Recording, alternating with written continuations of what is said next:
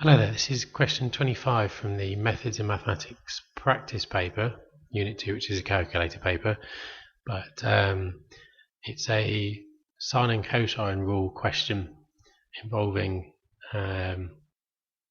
basically the A star end of the paper. So let's have a look at how we might go about it. So we're asked to find the length of SP, this side between these 2 points here. You'll see that the triangle SRP only contains one angle and one side as it currently stands, so we're going to need some more information in order to find the side we're looking for. Ideally we'd need to know RP as well, because if you're going to work out the length of a missing side, you need two sides and an angle, or two angles and a side at least, to work out the rest of it. Now we're going to move over now to a triangle PRQ. Again, it's only got one side, one angle, but you should notice that you should be able to work out the size of angle PRQ if we do 180 take away 125.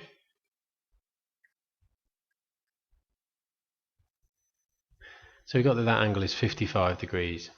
That also allows us to find the third angle in the triangle by adding 55 and 86 and then taking the answer away from 180. So that gives us a bit more information with which to work with. And what I'd like to do is I'd like to find RP. Now because I've got angles and I want to find another side, that leads me to the sine rule.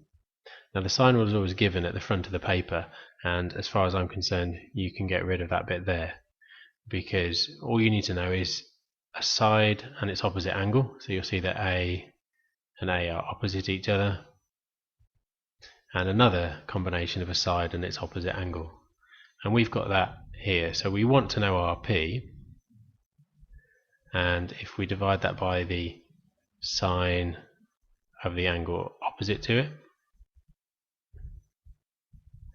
and that will be equal to the other side we're given, which is 25 centimeters, divided by the sine of the angle opposite that.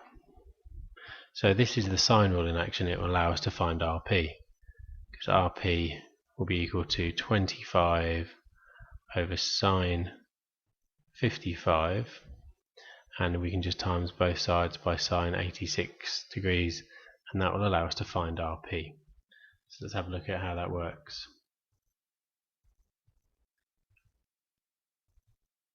Just checking that the calculator is in degrees, because I'm going to be using this measurement of 86 degrees, and we're dividing that by sine 55. So that's all put into the sine rule.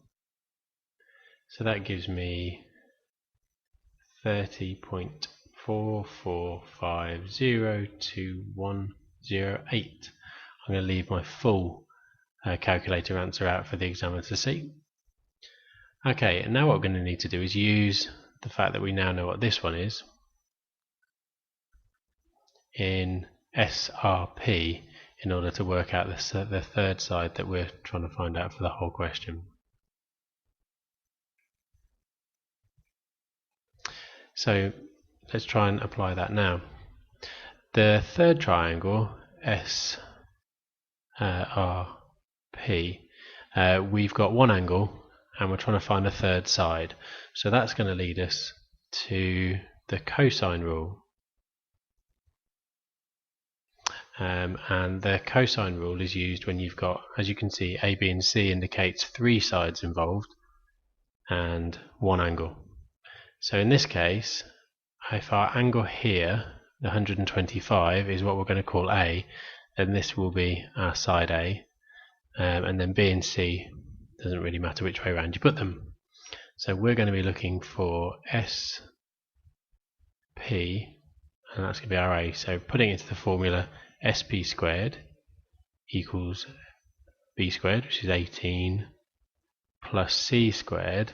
So this is our answer from last time.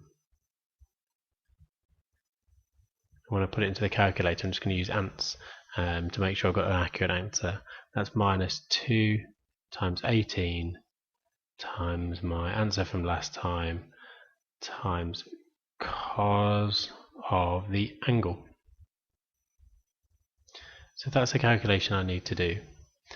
So putting that into the calculator, we've got 18 squared plus my answer from last time squared minus 2 times 18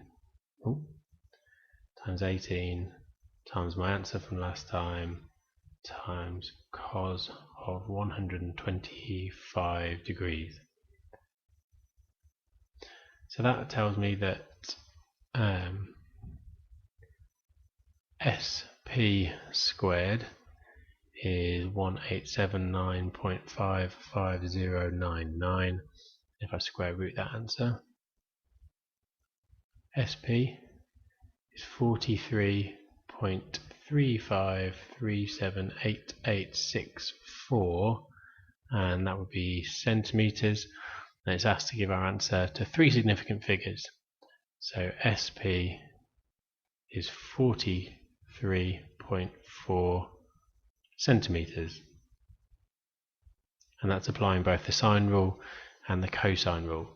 If you're not familiar with when to use them, a simple rule is that the sine rule is for questions involving two angles, two opposite sides, and the cosine rule works better, or works when you've got 3 sides and 1 angle. And that's a good way to identify whether a non-right angled triangle is appropriate for the sine rule or the cosine rule.